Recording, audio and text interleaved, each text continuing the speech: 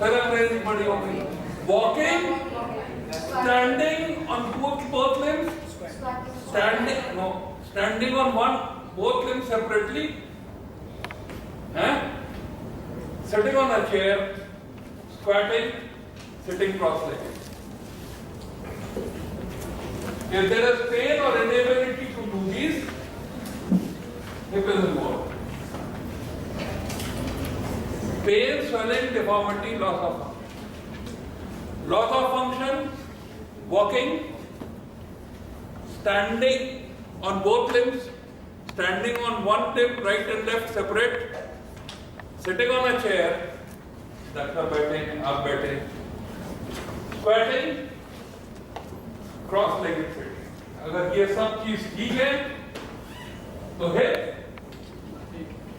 ठीक है। पेन कहाँ पे?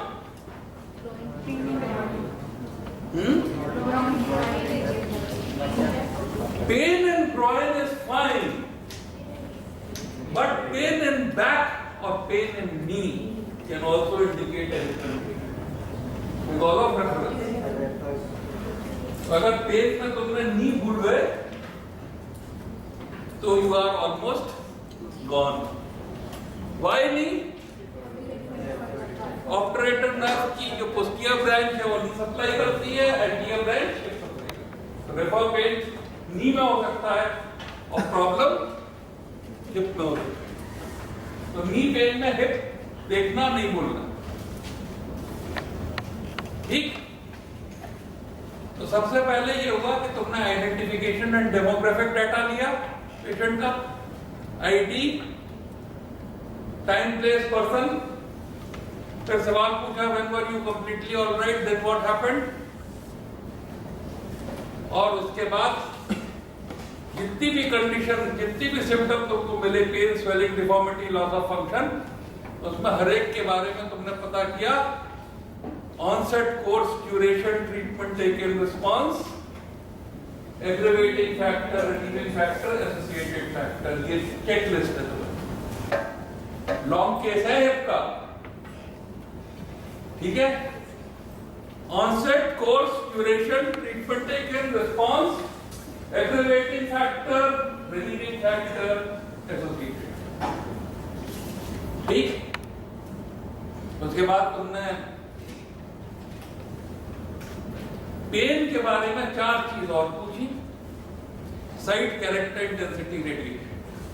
साइट, कैरेक्टर, इंटेंसिटी, रेडिएशन, ये बन गई तुम्हारी हिस्ट्री ऑफ प्रेजेंट इलनेस। इसके बाद तुमने फैमिली हिस्ट्री ली प्रॉपरली कि बीमारी के पहले तुम्हारी activities of daily living, ADL, vocation, occupation, recreation, इनमें क्या अफेक्ट। बच्चा लिव कर रहा है, खेल नहीं पाता, अरे भाई आप रिकॉर्ड करो, नहीं खेल पाते, ठीक है? इसके बाद तुमने फैमिली हिस्ट्री ली जिसमें कि activities of daily living, recreation,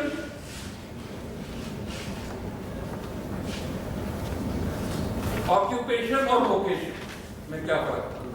मजदूर है बेचारा, जो है चढ़ ही नहीं पा रहा सीढ़ी, ईंट लेके उसको चढ़ना है, बेचारा बिना नौकरी के पड़ा हुआ है ना? तो हिप में हमेशा ये देखा कि what damage it has produced to these functional activities of the patient. उसके बाद ये भी दिया कि भैया तुम्हारे घर में कौन है, तुम्हें क्या बैठना पड़ता है पार्टी जाने के लिए, तुम्हारे सपोर्ट सिस्टम कितना है। अगर हम तुमसे 5 लाख रुपए का टोटल कहने लगाने को दोनों तरफ, तो क्या तुम्हारा घर तो नहीं बिक जाएगा, हैं? तो प्रॉपर इम्पैक्ट और एबिलिटी, इसको कहते हैं रेजिलियंस। रेजिलियंस का मतलब रेजिस्टेंस टू बियर डिजीज और ट्रीटमेंट,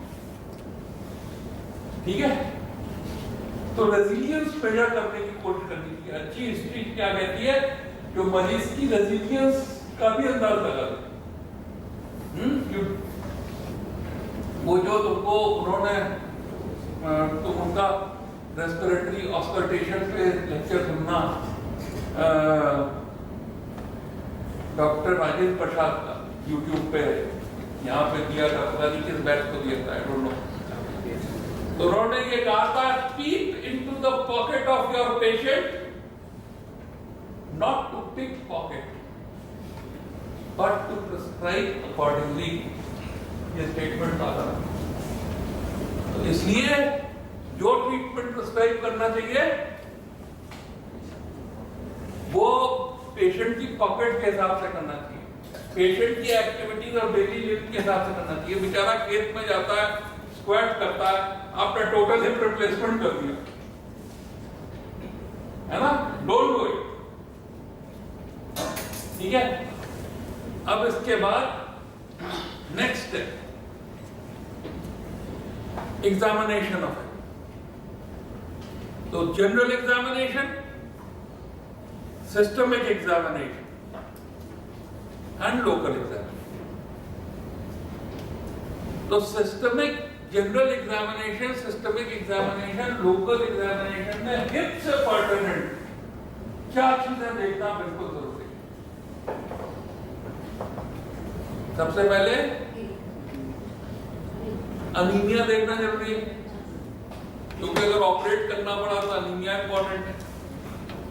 इंडेंटेशन देखना जरूरी है, बुढ़ा आदमी है, आपने एंडोट्रैकियल ट्यूब डाला, दांत जो है ट्रकिया में चला गया। उसके बाद नेक मूवमेंट देखना जरूरी है, एंकाइलोजिंग स्पॉन्डिलाइटिस है, आपने दिया आईवी थायोपेंटोन, आपने दिया स्कोली, वो क्या होती है, स्कोलिंग दी, जिससे कि मसल रिलैक्स हो जाए, रेस्पिरेटरी बंद हो गए। अब उस पर एंकाइलोजिंग स्पॉन्डिलाइटिस है, गर्दन तो अब चल नहीं रही, अब आप एंडोट्रैकियल ट्यूब डाल नहीं पा रहे हैं, सांस बंद है, फंस गए, इतने मूवमेंट नहीं मार। इसके बाद और नीचे आइए, तो चेस्ट का एक्सपेंशन देखना। क्या देखना है, क्यों देखना, एंकाइलोजिंग स्पॉन्डिलाइटिस, एंकाइलोजिंग स्पॉन्डिलाइटिस, अगर चेस्ट एक्सपेंशन कम है तो पल्मोनरी फंक्शन जो है वो अफेक्टेड होगा, टाइडल वॉल्यूम, वाइटल कैपेसिटी की इशू होगी, एनेस्थीसिया प्रॉब्लम करेगा। और जो रिब को इन्वॉल्व कर रहा है, कॉस्टोवर्टेब्रल और स्पाइन को इन्वॉल्व कर रहा है, वो हिप को भी इन्वॉल्व कर सकता है। इसके बाद ट्यूबरकुलोसिस देखनी है, लंग में ट्यूबरकुलोसिस से हिप की ट्यूबरकुलोसिस हो सकती है। इसके बाद हार्ट देखना है, न्यूमेटिक हार्ट से it can also link the joint, ठीक है। इसके बाद स्पाइन देखनी है, स्पाइन देखनी है, बहुत इंपॉर्टेंट है स्पाइन। क्यों, क्योंकि एंकाइलोजिंग स्पॉन्डिलाइटिस स्पाइन को भी इन्वॉल्व करती है, क्योंकि ट्यूबरकुलोसिस स्पाइन में आइसोस्पेज़म हो सकता है, जिससे कि हिप की डिफॉर्मिटी हो सकती है। प्रॉब्लम हिप में नहीं है पर स्पाइन में है। इसके बाद एब्डोमेन देखनी है, इसके बाद एब्डोमेन देखनी है। क्यों देखनी है, कोल्ड एब्सेस है, कोल्ड एब्सेस तो नहीं है, आइलियक फोसास क्या कह रहे हैं। उसके बाद पेल्विस देखनी है, पेल्विस पे पर रेक्टल एग्जामिनेशन करना है। तो spine, lumbosacral joint, sacroiliac joints, pelvis, तो ये एग्जामिनेशन सिस्टमिक एग्जामिनेशन में इंपॉर्टेंट है। नेक मूवमेंट भी इंपॉर्टेंट है, ठीक है। तो बस ये चेकलिस्ट याद होनी चाहिए। ये चेकलिस्ट अगर याद नहीं है और प्रैक्टिस नहीं की गई है तो लॉन्ग केस में हिप के अगर ये स्लिप मोडुलर मिल गया तो आफत कट जाएगी। क्योंकि जैसे ही आपने कहा स्लिप मोडुलर तो कहेगा भैया किसी ने बता दिया क्या, डायग्नोसिस पहले बोलोगे तो क्या होगा, कहेगा भैया 6 महीने बाद आना, बता दिया, एक्सरे देख लिया तुमने, यही कहेगा। गॉन। अप्रोच यही है जो मैं बता रहा हूं। उसके बाद आप एग्जामिन करना शुरू करोगे। एग्जामिन करना शुरू करोगे तो फर्स्ट टू एग्जामिन है while the patient is walking. हाँ, गेट पढ़ाया किसी ने? पढ़ाया है ना? यस, पढ़ाया, बिल्कुल पढ़ाया होगा, हमने पढ़ाया है। चलो कोई बात नहीं, गेट सबसे पहले गेट, और गेट में बहुत ही सिंपल सा है, छोटा छोटा, कि सबसे पहले मैं जब ये स्टैंड फेज है, ये क्या है, जब गेट गिरेंगे तो स्टैंड फेज है, और ये स्विंग फेज है। तो स्टैंड और स्विंग फेज है, कोई भी एब्नॉर्मैलिटी है ये स्टैंड फेज में है या स्विंग फेज में? तो स्टैंड फेज में ये एब्नॉर्मैलिटी है कि पहला हुआ heal strike, foot flat, tibia align हुई, फीमर अलाइन हुई। तो जैसे ये फीमर अलाइन हुई, दर्द हुआ। तो जब दर्द हुआ तो दर्द को कम करने के लिए क्या करेगा कि ऑपोजिट साइड के स्विंग फेस को शॉर्टन कर देगा। दो काम हुए, the opposite side swing face is shortened in length, duration and height. एक एक वर्ड इंपॉर्टेंट है। The opposite side swing face is shortened in length, duration and height, and there is tilting of the trunk forward and to the opposite side. This is called as analgesic gait. Anti-algesia, against pain. ठीक?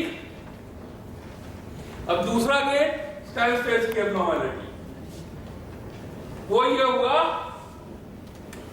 heel strike, foot flat, tibial alignment, femoral alignment.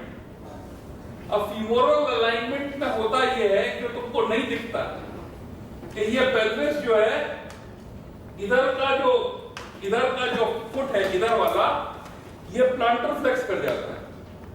जब ये planter flex किया gastrocnemius की वजह से, तो इधर का एसिटाबुलम ऊपर उठ गया।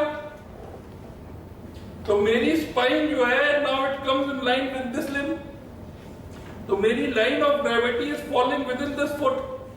तो अगर ये फुट उठ भी जाए तो भी मैं खड़ा रहूंगा, गिरूंगा नहीं, क्योंकि the line of gravity is following with in the base. ठीक है, समझ में आ गई? तो जब ये फुट फ्लैट होकर चलेगा तो नॉर्मली चला जाएगा, मैं गिरूंगा नहीं, मैं इस पर खड़ा रहूंगा। पर अगर इस समय जो है गैस्ट्रोक्नीमिया तो चढ़ा तो दिया इसके ऊपर, पर इसको होल्ड कौन करेगा? तो होल्ड करेगा ग्रेटर ट्यूबरोसिटी पे इंसर्टेड है, आइलियक क्रेस्ट पे ओरिजिन कर रहा है, मसल का नाम है ग्लूटियस मीडियस। तो ग्लूटियस मीडियस को होल्ड करता है, हिप को, इस वाले हिप को एब्डक्शन में होल्ड करता है। ठीक है, तो ये एब्डक्टर मैकेनिज्म अगर इस हिप का फेल कर गया, ठीक है, तो क्या होगा कि जैसे ये पैर ऊपर उठेगा, this spine will go like this, तो कोट चला गया, spine will go like this, pelvis will go like this. तो स्टैंड फेज में normally the anterior superior spine of the affected side is lower than the normal side, tilted होती है। But in this type of gait, this AS goes down. जैसे यहाँ से support हटा ये your lunge, तो मैं अपना वेट इसी लिम्ब पे कैसे रखूंगा? How will I keep my weight on this limb?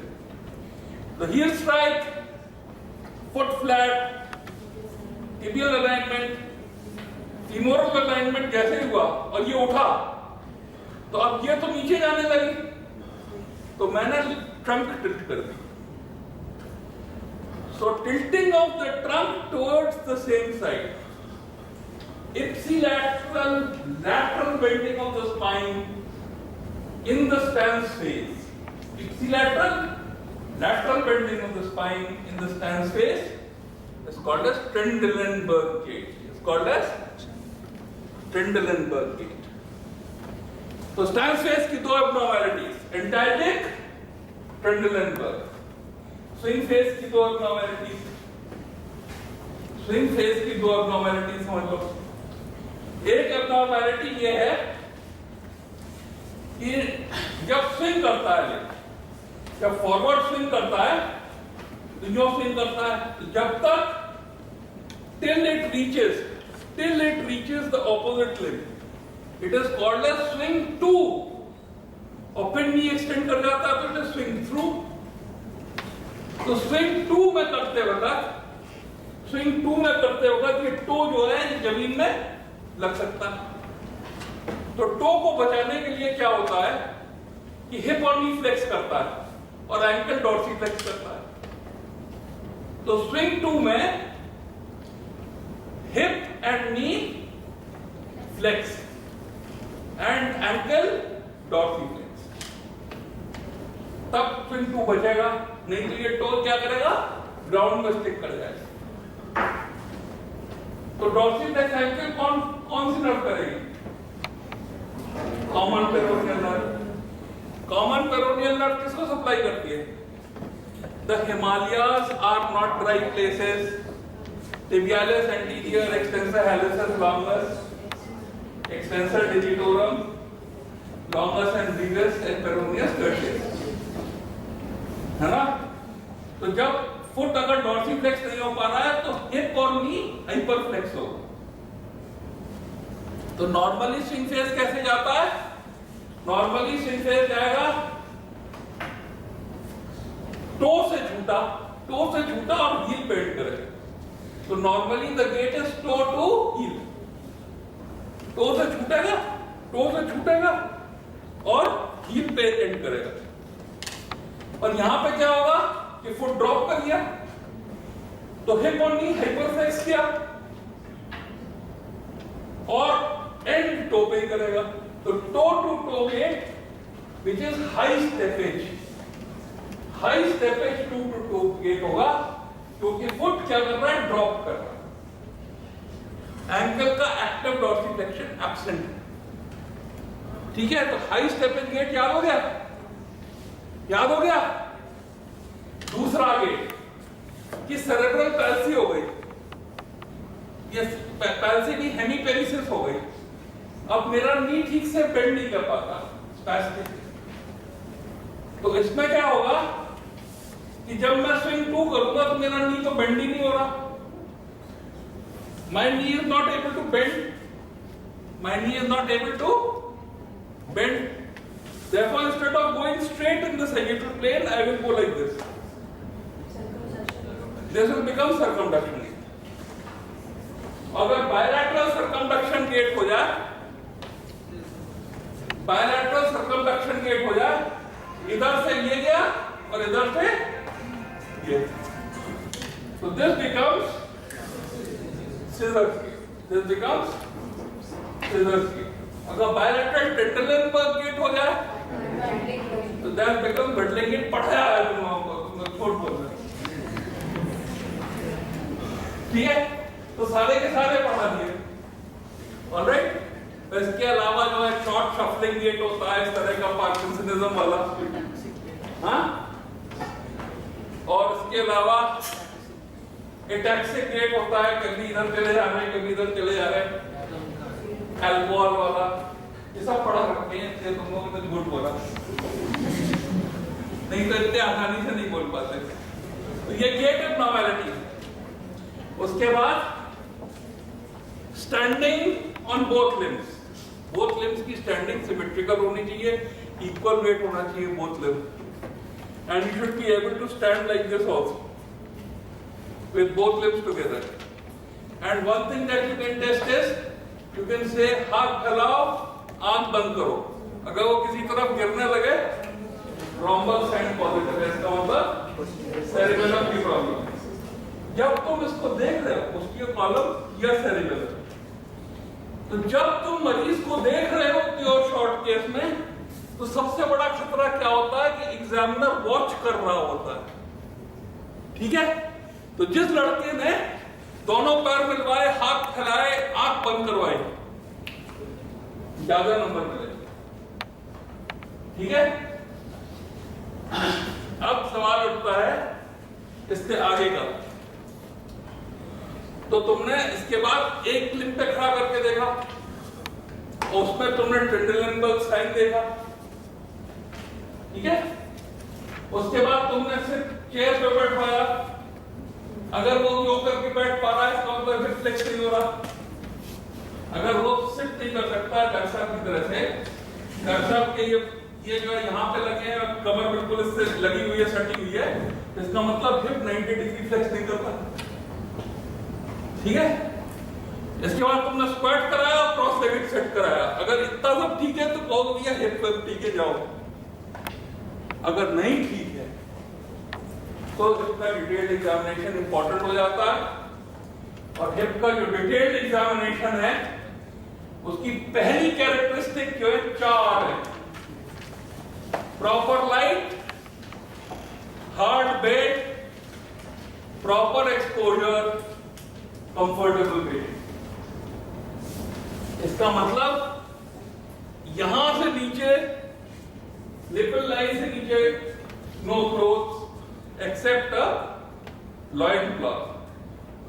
ठंडक है तो गर्मी का हिसाब, प्रॉपर स्क्रीन लगा हुआ, लेडी है तो लेडीज हाथ में, दूसरी लेडीज हाथ में, और पेशेंट एक हार्ड बेड पे कंफर्टेबली लाई करता हुआ, और टेढ़ी मेढ़ी लाइट नहीं पड़ रही हो, सिमेट्रिकल लाइट पड़ रही हो एक तरफ, नहीं तो तुमको वो दिखेगा जो है नहीं, ठीक है। और उसके बाद तुमने कहा inspection, palpation, inspection palpation common है, फिर उसके बाद मेजरमेंट, मूवमेंट, डिफॉर्मिटी पढ़ाया गया। इंस्पेक्शन में वो वाली डायग्राम, इंस्पेक्शन में ये वाला डायग्राम,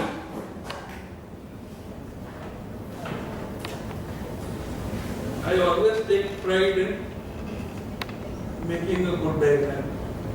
और यहाँ पे ये limbs है, sorry, ठीक है। तो ज़िफिस्टर्नम, अम्बलाइकस, एंटियोसोपिलिक स्पाइंस, ठीक है।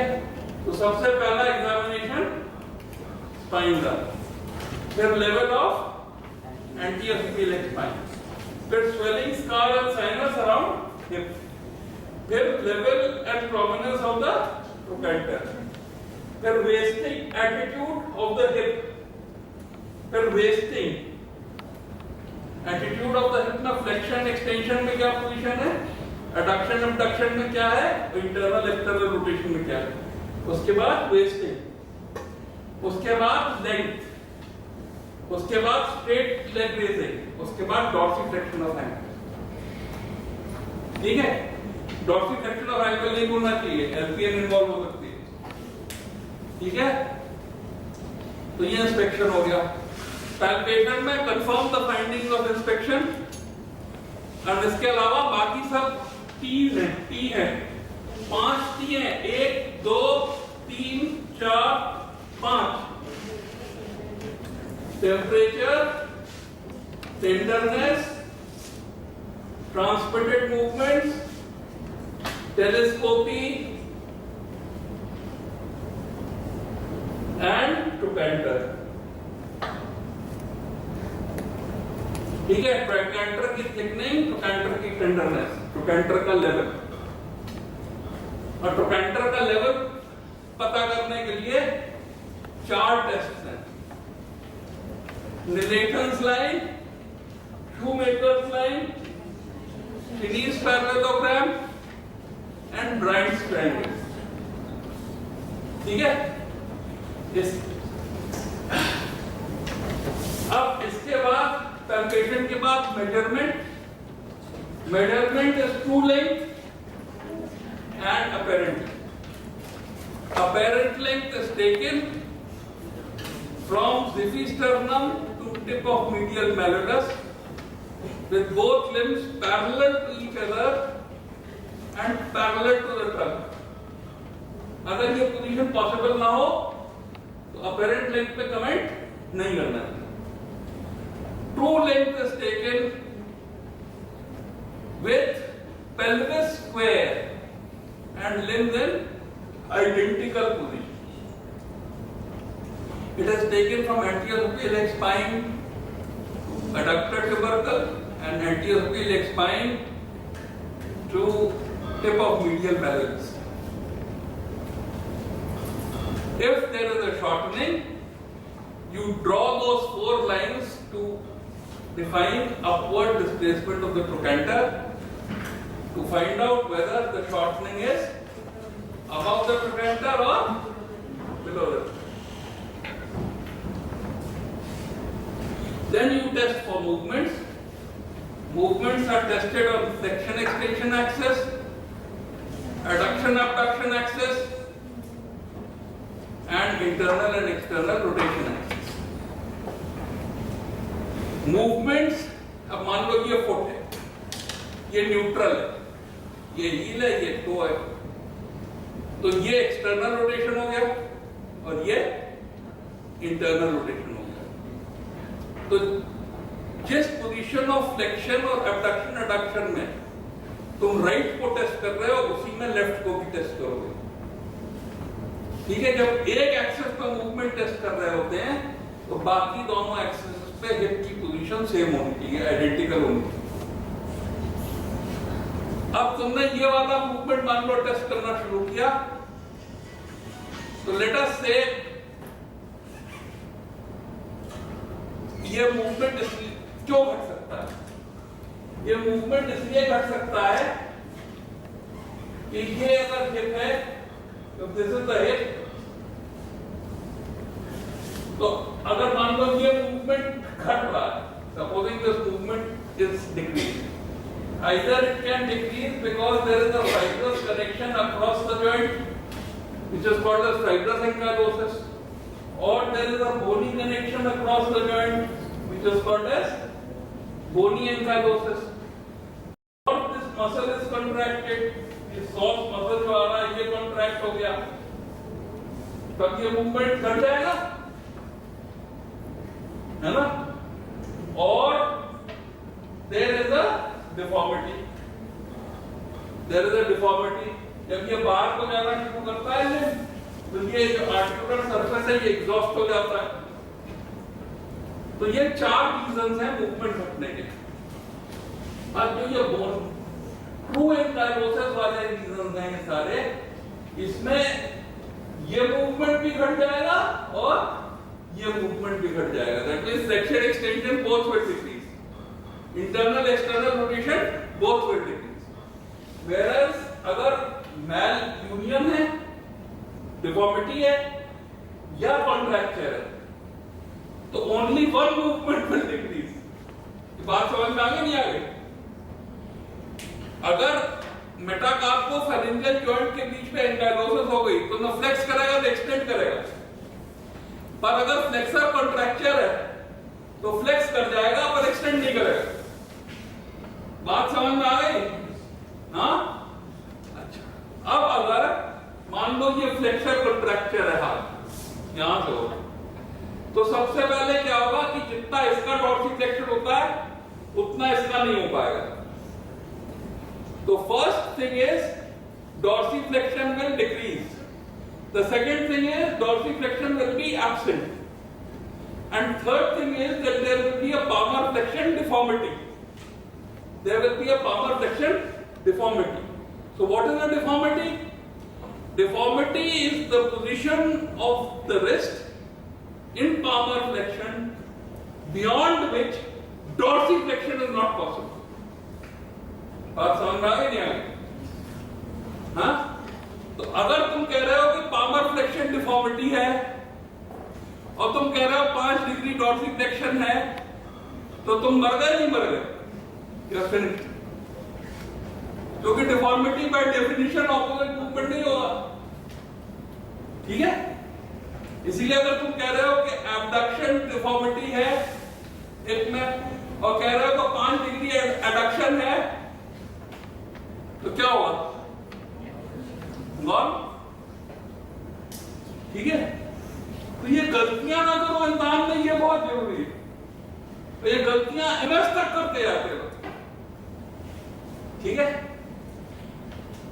तो मूवमेंट हो गए, डिफॉर्मिटी हो गई, डिफॉर्मिटी की डेफिनेशन हो गई। अब ये सारी की सारी चीजें, इसके बाद कुछ स्पेशल टेस्ट है।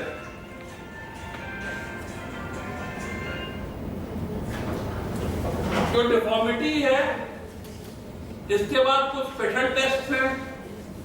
एक टेस्ट है which is called as Morris bitrochanteric test, जिसमें दोनों तरफ के ट्रोकेंटर पे रजिस्टर लगा के क्यूबिक इंसाइजर से डिस्टेंस नापते हो। The trochanter may shift out, the trochanter may shift in. The inner shift is important. It indicates that either the neck is shortened or the head is shortened or there is a central dislocation. अगर central dislocation है तो per rectal examination में lateral bony mass feel होता है और कभी-कभी वो bony mass में transmitted movement भी हो सकता है, ठीक है। तो मॉरिस बाइट्रोकेंट्रिक टेस्ट, और बच्चों में कॉन्जेनिटल डिसलोकेशन ऑफ हिप में ऑटोलानी और बार्लो टेस्ट होते हैं। इसको याद रखने का तरीका ये है कि बार्लो को अगर हिंदी में ट्रांसलेट कर दो तो इट इज बाहर लो, तो डिसलोकेट करना इस बार्लो, ऑटोलानी डिसलोकेट रिड्यूस करना, सही। ये शॉर्ट में हिप का एग्जामिनेशन है, और इस हिप के एग्जामिनेशन के बिना ये जो बता रहे हैं स्लिप फीमोरल को छूना तक खतरनाक है, ठीक है। अब इसके बाद ये जब तुमने पूरा एग्जामिनेशन कर लिया हिप का, तो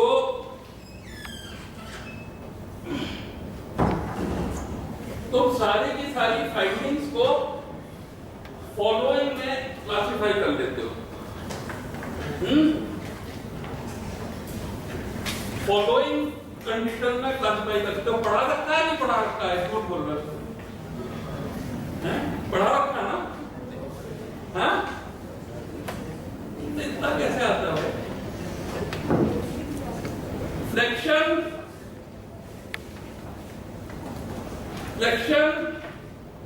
एबडक्शन, एक्सटर्नल रोटेशन, एक combination. Flexion, adduction, external rotation, दूसरा combination. Flexion, adduction, internal rotation. None of the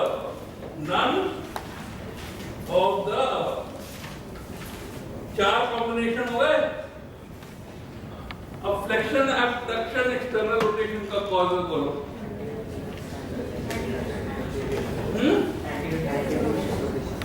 anterior dislocation of hip, very good.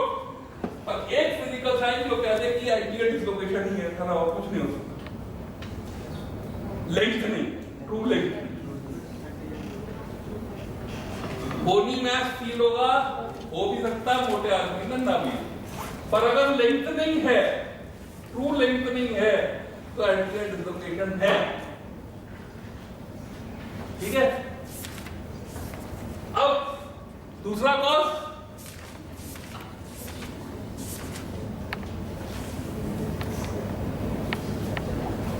कोई भी साइनोवियल एफिब्रिल स्पेस आपके स्पाइन के अंदर है, टीबी स्टेज 1 और सेप्टिक आर्थराइटिस, तो मैक्सिमम स्पेस जॉइंट में कब मिलेगा? Flexion, abduction, external rotation. तो इसमें ट्रू लेंथनिंग नहीं होगी और रेंज ऑफ मूवमेंट होगा। और तीसरा फ्लेक्शन, एबडक्शन, एक्सटर्नल रोटेशन का जो रीजन है वो है एंकाइलोजिंग स्पॉन्डिलाइटिस, बायलैटरल बोनी एंकाइलोसिस, सही बात। तो तीन कारण याद रहेंगे। अब आया फ्लेक्शन, एडक्शन, एक्सटर्नल रोटेशन, ठीक। तो flexion, adduction, external rotation, slip femoral epiphysis, very good. उससे पहले Perthes disease बच्चों में, slipped femoral epiphysis एडोलेसेंट में, और बुड्ढों में फ्रैक्चर नेक ऑफ फीमर और fracture trochanteric tract, fracture neck of femur और ट्रोकेंटिक ट्रैक्ट। अब फ्लेक्शन, एडक्शन, इंटरनल रोटेशन। अगर ट्रू शॉर्टनिंग है तो posterior dislocation of hip, which can be congenital, traumatic, pathological or paralytic. Congenital, traumatic, pathological is tuberculosis stage 3 and septic arthritis का sequelae. बच्चे में septic arthritis का sequelae में भी pathological posterior dislocation and paralytic.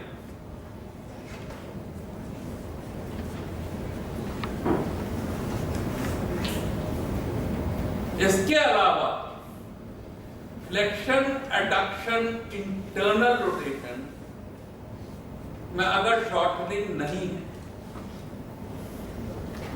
तो या पेनफुल है, अगर पेनफुल है तो टीबी स्टेज 2 है, आर्टिकुलर कार्टिलेज का इन्वॉल्वमेंट है, आइलियोसॉस मसल स्पैज़म में। पर जब कभी भी शॉर्टनिंग नहीं है और फ्लेक्शन, एडक्शन, इंटरनल रोटेशन है तो ये पता करना पड़ेगा कि आइलियोसॉस स्पैज़म जो है ये एक्स्ट्रा आर्टिकुलर है या इंट्रा आर्टिकुलर।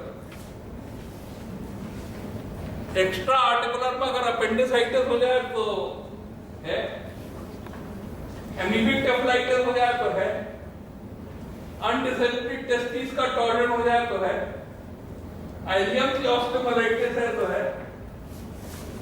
मतलब कोई भी सॉस के मसल के ऊपर अगर इन्फ्लेमेटरी पैथोलॉजी है, फाइलेरियल लिम्फेंजाइटिस हो रही है तो है। तो कौन मुझको बताएगा कि ये इंट्रा आर्टिकुलर है, दैट मींस टीबी स्टेज 2 है, या एनी ऑफ दीज कंडीशंस हैं? इसमें कैसे डिस्टिंग्विश करें?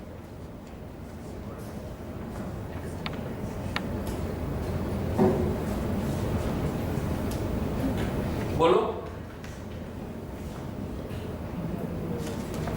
रोटेशन अगर पेनफुल है, रोटेशन अगर रोटेशन में पेनलेस रेंज है तो एक्स्ट्रा आर्टिकुलर। अगर रोटेशन में पेनलेस रेंज है, अगर रोटेशन पेनफुल है इसका मतलब ट्राई एक्सियल मूवमेंट, तीनों एक्सिस पर मूवमेंट का अगर पेनफुल है तो इंट्रा आर्टिकुलर है। क्योंकि अगर आइलियोसॉस का स्पैज़म है तो फ्लेक्शन, एडक्शन, इंटरनल रोटेशन तो है ही। Flexion, adduction, internal rotation deformity है। इसमें ये हो सकता है कि एब्डक्शन लिमिटेड है, एब्डक्शन लॉस्ट है, एडक्शन डिफॉर्मिटी। तो एब्डक्शन करने में तो पेन होगा क्योंकि आइलियोसॉस स्ट्रेच हो रहा है, पर एडक्शन करने में पेन थोड़ी होगा। अगर मूवमेंट एक एक्सेस पे दोनों मूवमेंट्स पेनफुल है तो इसका मतलब deformity intra articular, extra articular cause नहीं है एंटाइलोसिस। तो अगर तुमसे कोई पूछे कि अरे यार ये तुम क्यों कह रहे हो तो अपेंडिसाइटिस क्यों नहीं है? अरे भाई अपेंडिसाइटिस इसलिए नहीं है कि अपेंडिक्स की जगह पे पेन नहीं है, एब्डोमेन का फाइंडिंग नॉर्मल है, और दूसरी बात रोटेशन जो है वो इन्वॉल्व है। अगर एडक्शन करने में पेन हो रहा है तो एबडक्शन करने में भी तो पेन हो रहा है। अगर ऐसा हो रहा है इसका मतलब पैथोलॉजी इंट्रा आर्टिकुलर। ठीक है, ऑलराइट। और इसके अलावा जो है none of the above. Extra articular में एक एक्सेस का एक मूवमेंट पेनफुल होगा, मतलब एक एक्सेस का एक मूवमेंट अगर पेनफुल है, दूसरा ठीक है तो एक्स्ट्रा आर्टिकुलर। रीजन समझ में आना चाहिए बेटा, कंसेप्ट क्लियर होना चाहिए। इसके बाद नन ऑफ द अबव, दो जोकर हैं, कहीं पे भी लग जाएंगे। रमी कितने लोग खेलते हैं? रमी खेले कितने लोग खेले? रमी नहीं खेले? स्टार्ट। अरे यार सात कुछ ही लोग हैं। तो उसमें जोकर होता है, सीक्वेंस में कहीं भी लगा दो। तो अगर तुम्हें इनमें से कुछ भी नहीं मिल रहा कॉम्बिनेशन हिप में, दो डायग्नोसिस कर जाओगे, कभी गलत नहीं होगा। अगर ट्रॉमा की हिस्ट्री है तो सेंट्रल डिस्लोकेशन हिप, और अगर ट्रॉमा की हिस्ट्री नहीं है तो ऑस्टियोआर्थराइटिस है। तो मत हो जाओ, avascular necrosis, osteoarthritis hip diagnosis कर जाओ और तुम्हें कोई गलत नहीं सिद्ध कर पाएगा जल्दी। तो ये हिप का लॉन्ग केस हुआ। अब ये तुमको स्लिप फीमोरल एपिफिसिस को how would you investigate? How would you investigate a hip case? तो सबसे पहले हम लोगों का जोकर होता है, हम लोगों के को सिखाया जाता था भैया पहले जो है प्रॉम्प्ट जवाब देने के लिए कुछ बोलना शुरू कर दो जो सही हो, कुछ भी बिना दिमाग लगाए। तो हमसे अगर पूछो कि how will you investigate, normally haemoglobin, TLC, DLC, ESR, TTP, BTCT, blood urea, blood sugar, urine and fluid. ऐसे नहीं बोलेंगे, ऐसे नहीं बोलेंगे, बोलेंगे ऐसे assess the general condition of patient, haemoglobin, TLC, DLC, ESR, GPP, BTCT, blood urea, blood sugar, urine and fluid. रट रखा है, पर्पस दे दिया, बोल दिया। अब तक मेरा दिमाग रेस्ट कर रहा है, वर्क नहीं कर रहा। उसके बाद मैं कहूंगा to define fitness for anaesthesia and surgery. अब मैंने अकल लगानी शुरू की, तो मैंने कहा examination of the teeth, movement of cervical spine, cardiac examination, ruling out diabetes, ठीक है, and any respiratory problem, x-ray chest, EKG करूंगा, एक्सरे चेस्ट करूंगा। अभी तक भी दिमाग नहीं लगा। उसके बाद ये देखूंगा कि भैया वो स्पाइन वाइन सब देखी थी ना हम लोगों ने, तो कहूंगा एक्सरे लंबोसेक्टल स्पाइन, एपीलैटरल कहूंगा। ये भी तो देखा था ना, क्लिनिकली देखा था, नहीं देखा था। उसके बाद कहूंगा X-ray pelvis, AP view, both hips in identical position. Identical position क्यों? क्योंकि मैं कंपेयर कर सकूं, ठीक है। अब इसके बाद मैं सोचूंगा मैं क्या करूं, ठीक है। तो अगर स्लिप फीमोरल एपिफिसिस है तो इससे मेरे पकड़ में आ जाए। अगर पर्थिस डिजीज है तो भी शायद इससे में पकड़ में आ जाएगी। अगर ट्यूबरकुलोसिस है तो शायद पकड़ में नहीं आएगी। तो मैं करूंगा कि मुझे जो लीजन दिखेगा एक्सरे पे उसकी कोर बायोप्सी भी करने की कोशिश कर सकता हूं। अगर ट्यूबरकुलोसिस सोच रहा हूं तो मैं कम से कम स्पूटम को एएफबी तो करूंगा ही, एक्सरे चेस्ट करूंगा ही, एंटीबॉडी देखूंगा ही ट्यूबरकुलोसिस की, और कोर बायोप्सी कर सकता हूं। कोर बायोप्सी में मैं पॉलीमरेज चेन रिएक्शन कर सकता हूं डीएनए का, और कल्चर भी कर सकता हूं। वो फिर बिल्कुल हाईली डायरेक्शनल है, नहीं यार। अब तो इनको स्लिप फीमोरल एपिफिसिस के एक्सरे दिखा रहे थे, तुमने बनाया होगा ना।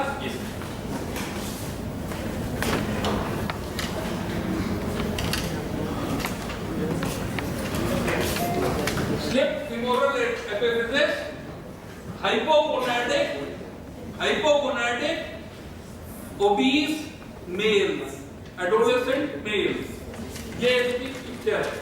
प्रॉब्लम है flexion, adduction, external rotation, deformity, good range of movement, alright. और क्योंकि एडक्शन हो रहा है इसलिए अबडक्शन लिमिट हो रहा है।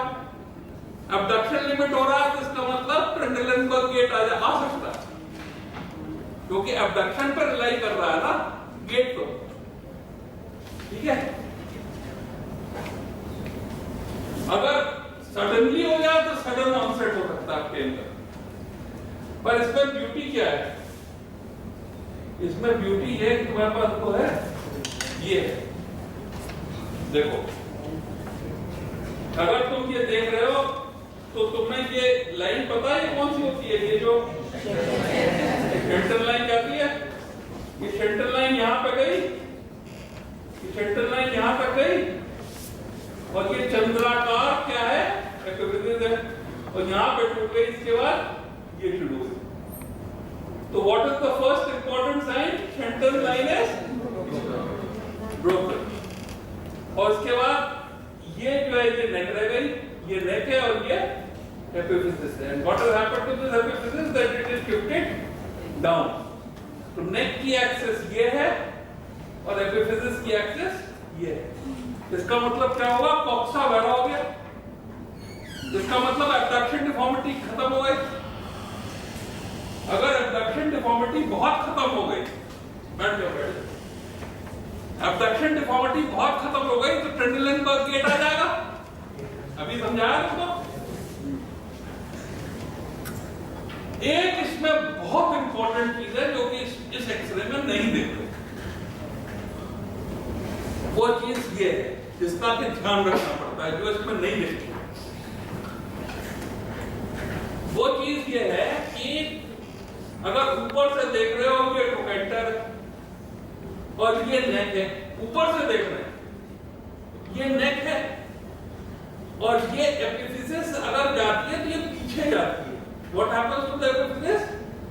That it goes posteriorly. It goes posteriorly. अब इसके posteriorly जाने की वजह से क्या होगा कि जब ये एसेटोडर्म के अलाइनमेंट में आ जाएगी पूरी एपिफिसिस, तो हिप लिम्ब एक्सटर्नली रोटेट हो जाएगा। इसलिए एक्सटर्नल रोटेशन डिफॉर्मिटी है। एडक्शन डिफॉर्मिटी है क्योंकि it is neck shaft angle is reduced. Normally shaft ये head का जो axis है और इसका angle is about 52 degrees. Abducted होता है ना, ये neck नीचे होती है, hip ऐसे होता है normally, पर यहाँ पे hip ऐसे हो गया, it is adducted. एक adduction है और एक external rotation. External rotation इसलिए कि this epiphysis has gone behind. अब ये जो epiphysis सारी पीछे चली जाती है, इससे होता ये है कि यहाँ पे प्रोफंडा फीमोरस की दो ब्रांच, एक एंटीरियर सर्कमफ्लेक्स फीमोरल और एक posterior circumflex femoral. Posterior circumflex femoral से असेंडिंग ब्रांच राइज की जो यहाँ पे होती है, एंटीरियर सेराइज की जो यहाँ पे होती है। तो अगर profunda femoris shaft of femur को यहाँ पकड़ती है तो ये ascending branch neck of femur के बेस को यहाँ पकड़ती है, दोनों। समझ गए? तो यहाँ पे चक्कर ये है कि लिगामेंटम टीरीज से ब्लड सप्लाई आ रही है, ठीक है, पर ब्लड सप्लाई यहां से भी आ रही है इस एपिफिसिस में। तो ये ब्लड वेसल्स है posterior retinacular vessels, these blood vessels are posterior, और ये ब्लड वेसल्स है एंटीरियर रेटिनाकुलर। तो ये एंटीरियर रेटिनाकुलर तो स्ट्रेच हो गई, इसकी ब्लड सप्लाई चली गई, और ये जो पोस्टीरियर रेटिनाकुलर ब्लड वेसल्स हैं इसी पे ब्लड सप्लाई है अब इस एपिफिसिस की। तो अगर तुमने इसको रिड्यूस किया तो ये खिंच जाएंगे और हेड एवास्कुलर हो जाएगा। इसलिए अगर ओल्ड स्लिप फीमोरल एपिफिसिस को रिड्यूस करना है तो तुम क्या करोगे कि इसका जो पोस्टीरियर टिप है ये इस लेवल से नेक को काट दोगे, इस लेवल से इतनी नेक को काट दोगे, you will remove this part of, जिससे कि जब तुम रिड्यूस करो तो ये वेसल नहीं खींचे, और फिर इसको जब रिड्यूस करके then you will thin them. This is called as trapezoid osteotomy of the neck of female. This is called as trapezoid osteotomy. समझ गए क्यों करते हैं? ऑलराइट। तो स्लिप फीमोरल एपिफिसिस में flexion adduction external rotation deformity होती है। एडक्शन इसलिए होती है क्योंकि नेक शाफ्ट एंगल रिड्यूस हो जाता है, instead of being obtuse it becomes acute. External rotation इसलिए होती है कि हेड ऑफ फीमर पोस्टीरियरली चला जाता है, पोस्टीरियरली जाने की वजह से इसमें जो पोस्टीरियर रेटिकुलर वेसल है वो शॉर्ट हो जाता है, और पोस्टीरियर रेटिकुलर वेसल शॉर्ट हो जाती है। इसका अप्लाइड इंपॉर्टेंस ये है कि जब तुम इसको रिड्यूस करोगे ओल्ड केसेस में, तो नेक का वो वाला पोर्शन काट दोगे, जिससे कि जब रिड्यूस करो तो वेसल स्ट्रेच ना। इतनी कहानी है स्लिप फीमोरल एपिफिसिस, ठीक है? कुछ छूटा नहीं? छूट गया।